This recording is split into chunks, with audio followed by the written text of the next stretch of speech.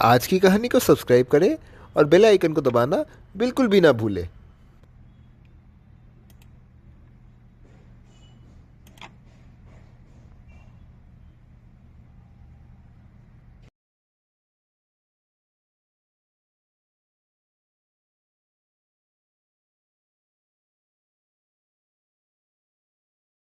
दोस्तों, आज हम बात करेंगे विश्व की प्रमुख जल संधियों के बारे में। हम भारत और विश्व की नदियों के बारे में भी हम जान चुके हैं। आज हम इससे थोड़ा सा आगे की बात करेंगे। दोस्तों, ये जल संधि असल में होता क्या है? हम विश्व की मानचित्र को आपके सामने रखते हैं। दोस्तों, इस पर आप लोग ये जो रंगीन दाग देख पा रहे हैं, यही जल मार्ग है और इन्हीं को ही जल संधि कहा जाता है, जिसको अंग्रेजी में स्टेट्स कहा जाता है। दोस्तों, ये जो आप विभिन्न सागर देख पा रहे हैं, इन सभी के बीच पर एक डमरू के आकार में एक मार्ग देख पा रहे हैं, जो कि एक समंदर से दूसरे समंदर को जोड़ने का काम करती है। जी हाँ, इन्हीं स्टेट्स के द्वारा ही ये सामान की आयात और निर्यात का काम होता है। तो दोस्तों, ये आप समझ गए होंगे। चलिए अब हम फटाफट से बात करते हैं विश्व की प्रमुख जलमार्गों के बारे में। सबसे पहले आता है बाब अल मानदेव स्ट्रेट, उसके बाद है हॉर्मुज स्ट्रेट, फिर आता है मलक्का स्ट्रेट और फिर बॉस्फोरस स्ट्रेट और डार्डेनल जल संधि। ये पास तो प्रमुख है ही। इसके अलावा और भी कई जलमार्ग हैं जिसके बारे में हम आगे बात करेंगे, जिनके नाम है बेरिंग स्ट्रेट, तरतार स्ट्रेट, सोया स्ट्रेट, सुशीमा स्ट्रेट, फॉर्मूज स्ट्रेट और पाक स्ट्रेट। तो दोस्तों, ये तो थी सारी जलमार्ग। अब ज़रा हम इन जलसंधियों को के बारे में और बारीकी से जानते हैं, ये किन किन सागरों को जोड़ता है और कैसे ये आयात निर्यात के मार्ग को सक्रिय बनाता है। आज हम सबको गहराई से जानेंगे। सबसे पहले बात करते हैं हॉर्मुज जलसंधि के बारे में। तो ये दोस्तों हॉर्मुज जलसंधि है, ये बहुत ही महत्वपूर्ण जलसंधि है। ये फारस की खाड़ी और ओमान की खाड़ी को आपस में जोड़ता है। ये जो फारस की खाड़ी है, इसके ठीक ऊपर ईरान है और नीचे अरेबियन पेनिनसुला है। इसी मार्ग के द्वारा विश्व के कई देश जैसे अमेरिका, भारत और चीन को व्यापार के आयात का निर्यात होता है। कहा यह जाता है कि ईरान का इस जलमार्ग पर सबसे अधिक नियंत्रण है। अभी वर्तमान में ये जल संधि को ब्लॉक करने की धमकी ईरान लगातार दे रहा है।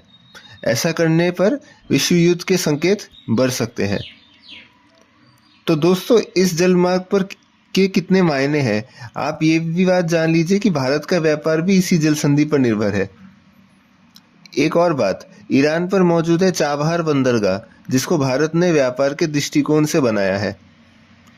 चलिए अब बात करते हैं दूसरी जल संधि की, जो कि है बाब अल मानदेव स्ट्रेट। ये स्ट्रेट अदान की खाड़ी और लाल सागर को आपस में जोड़ता है और इससे ठीक ऊपर है यमन और ठीक नीचे है इरित्रिया। मेन देश पर मौजूद है इडन बंदरगाह। अब आते हैं बॉस्फोरस जल संधि की ओर, जो मरमरा और काला सागर को आपस में जोड़ता है। मरमरा और काला सागर के पूर्व और पश्चिम पर बसे हैं ईस्ट थ्रास और तुर्की प्रायद्वीप बसे हैं, और ठीक इसी के बगल में है डार्डेनल्स जलमार्ग, जो कि मरमरा और मेडिटेरियन सागर को भी जोड़ता है। अब हम आते हैं मलक्का जल संधि की ओर। ये मलक्का जल संधि बहुत मुख्य जल संधि है, जो कि भारतीय महासागर और प्रशांत महासागर को आपस में जोड़ता है और ये भी एक व्यापार करने का मुख्य रास्ते है। अब आते हैं छोटे जल संधि बेरिक जल संधि की ओर। ये दोस्तों आप देख पा रहे हैं, बाई और रूस है और दूसरी ओर अमेरिका। ये जल संधि दोनों को बांटती है और साथ में ये जो स्टेट है, ये उत्तर पर आर्कटिक और दक्षिण में प्रशांत महासागर को जोड़ता है।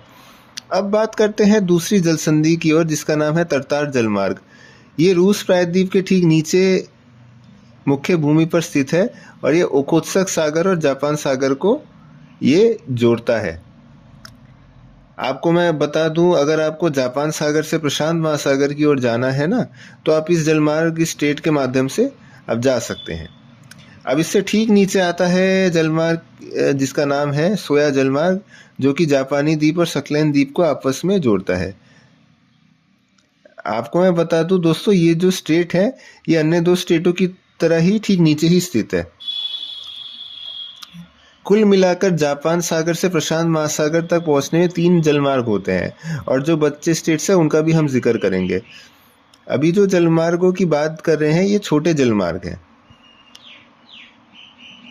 हम 5 मुख्य जलमार्ग तो है जिसका हम पहले ही जिक्र कर चुके हैं। अब हम बात करते हैं कोरिया और सुशिमा स्टेट के बारे में। दोनों एक ही है और दक्षिण में पूर्व चीनी सागर और ऊपर जापान सागर के स्टेट को जोड़ता है।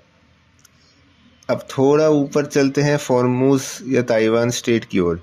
इन दोनों का नाम भी एक है और ये फॉर्मोस ताइवान के द्वीप पर स्थित है। अब थोड़ा और दाहिने पर चले तो आखिर में आता है पाक स्टेट, जो कि बिल्कुल नीचे है, जो कि मन्नार की खाड़ी और पाक खाड़ी को जोड़ता है, और ये भारत और श्रीलंका को भी जोड़ता है। तो ये थी दोस्तों भारत की विभिन्न जलमार्ग की कहानी। इस प्रकार की और कहानी के लिए देखते रहिए आज की कहानी।